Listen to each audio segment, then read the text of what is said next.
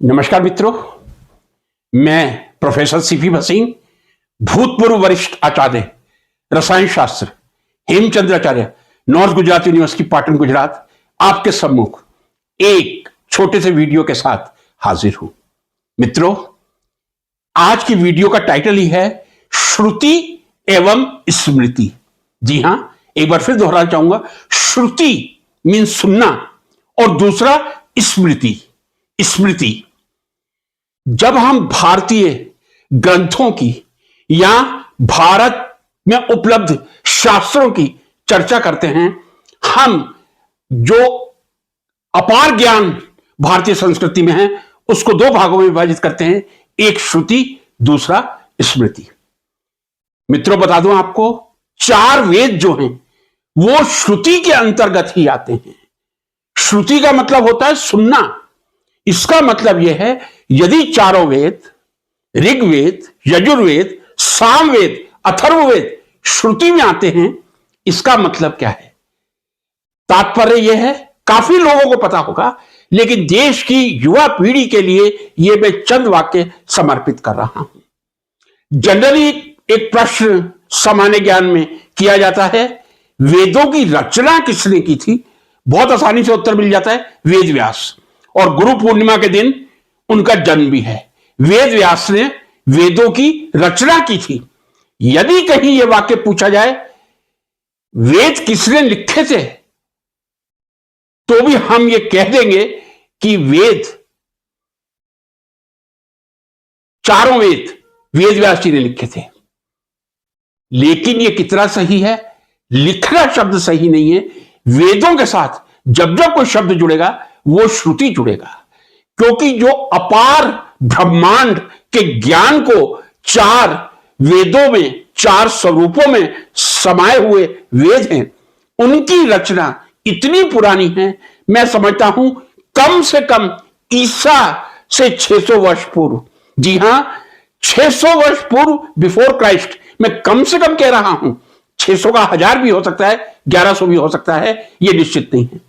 लेकिन उस समय चूंकि लिखने की कोई सामग्री उपलब्ध नहीं थी, परमात्मा ने जो उस समय के सर्वश्रेष्ठ संत थे, उनको परमात्मा ने स्वयं वेदों को उच्चारित करके ज्ञान प्रदान किया था।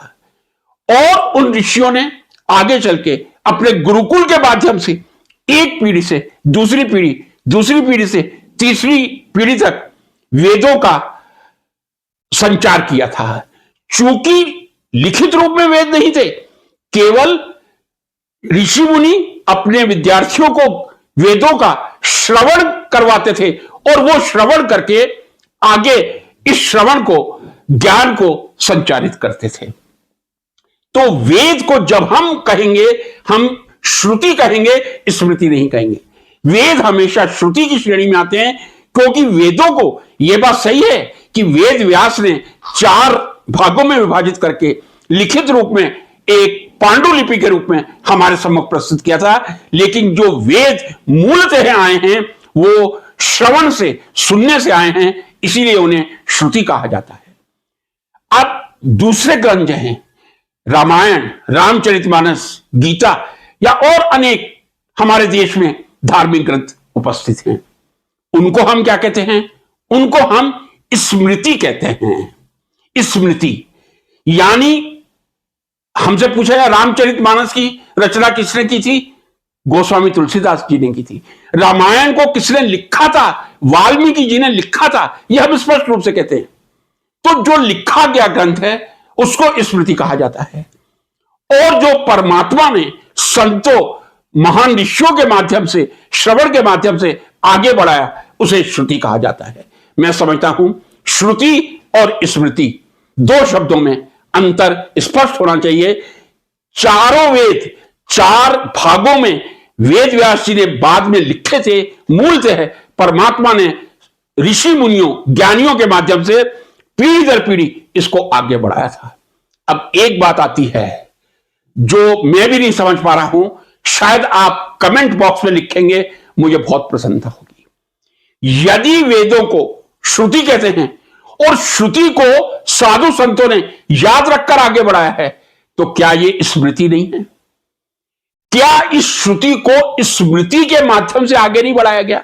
एक बात मैं नहीं समझ पाया, हो सकता है मैं इस क्षेत्र में बहुत अज्ञानी हूं। यदि हमने श्रुति वेदों को कहा है तो दूसरे ग्रंथों को स्मृति क्यों कहा है? स्मृति शब्द का मूलतः जो अंतर आता है वो स्मरण शक्ति से आता है। जब हम कहते हैं स्मृति मीन्स आपकी स्मृति कितनी है, आपकी याद करने की क्षमता कितनी है। तो वेदों का भी जो संचार, श्रुति का जो संचार हुआ था, क्या वो स्मृति के माध्यम से नहीं हुआ था? ये कंट्राडिक्शन है।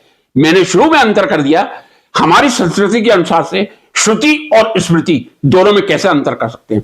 लेकिन मैं फिर मित्रों से रिक्वेस्ट करूंगा, कमेंट बॉक्स में जरूर लिखें, श्रुति को क्या याद रख के ऋषि मुनियों ने आगे नहीं बढ़ाया? तो स्मृति शब्द का ही उपयोग दूसरे ग्रंथों के लिए क्यों किया गया?